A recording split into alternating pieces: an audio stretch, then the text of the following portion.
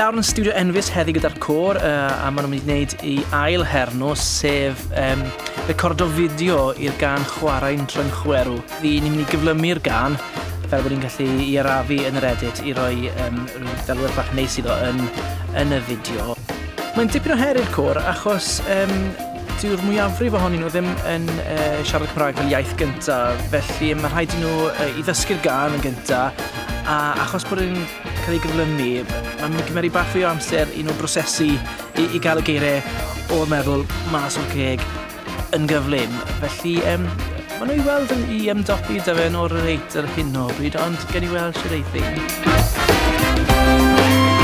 Yn y fideo yma dwi'n canu unad ynddo fe, so fi yw'r un sy'n canu llinell gyntaf. Nid y tro gyntaf i fi wneud music video yw hyn, o fi wedi wneud un cwpl o flynyddoedd yn ôl da'r band hyn, ond mae hyn lot yn wahanol. Mae'n brofiad anhygoel bod yma lle. Mae gen i fi darn unigol yn y côr yn un o'r caneuon, a wedi bod yn gwneud fi nerfus ofnadwy lle gorau canu a ben ym hyn. Ond na, mae Wyn wedi bod yn helpu cael fi canu rhwng cae.